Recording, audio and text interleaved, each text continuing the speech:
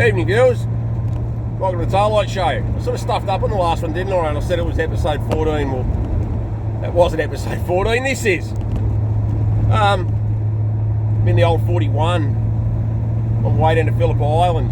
Again, no racing this time, no. I'm going to see Mr. and Mrs. Cooter. That's Wally Cooter, for those that don't know him.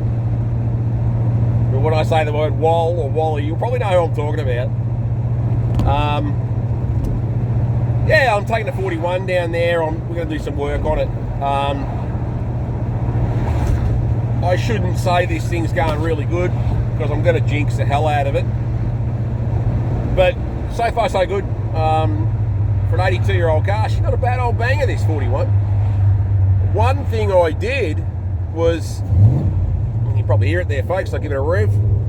Go the flatheads, eh? One thing, well, there's a 64 Chev wagon going around the roundabout. Everybody's out in their old bangers. How good's that? Yeah, one thing I did was, when I lowered this bloody thing,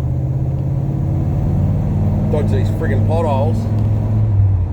One thing I did was, I lowered it in the front, and you do that by putting extended shackles in them, which is the easiest way to do it. Well, there's a couple of ways of doing it, but that was the easiest way at the time. And the problem doing it that way is that when you lower them as much as I have, the front axle sits on the bump stops. So it drives like an absolute bastard. And I know it was a common mod all the young blokes did in the day, but Jesus, I tell you, the roads back there, well, I was going to say the roads back then were shithouse, but the roads today are shithouse too. So I can sympathise with those dudes, but I reckon they probably look cool. But then they came up with the great idea of drop axles so you can lower these things a couple of inches, still have all the travel and all that in them. So that's what I'm doing this weekend, or well, you know, over the next couple of days down at Cooter's house. I've got a hoist in my shed, but it's got a car on it, and a car under it, and about 8 tonne of crap around it. So we're going to put it on his hoist, pull the front end out of this thing and put a drop axle in it. And for anybody that knows what you're doing with those things, it's a bit of work in them because you've got to muck around with steering arms or whatever. And I'm also going to, hopefully, if we can get it to work, put a telescopic shock conversion in this thing, put telescopic shockers in it, because it's still got, this thing's still got lever action shockers in it, folks. It's, yeah, she's a pretty traditional old girl, this one, so just get updated a little bit, just make it a little bit nicer car to drive. And it's all bolt-on stuff. I'm not mucking around with things, ruining things, chopping things up or anything like that. I'm not going to do that to it. While I'm there, I'll give you a walk around through Wally's shed. He's got some cool stuff in his shed. He's got a few old bangers. The newest car in his shed's 82, I think, or something.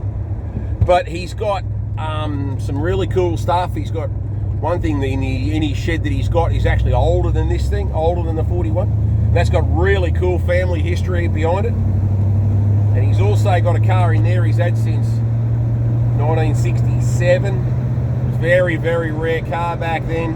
Extremely rare now. He bought it as an 18-year-old kid, and he's had it all ever since. So I'll do a couple of videos over the weekend, and yeah, we'll show you a little bit about, you know, what goes on underneath these bloody crunch. If anybody's got a T5 gearbox, a Borg-Warner T5, floating around in their shed, and they keep tripping over it, and like, oh, I see,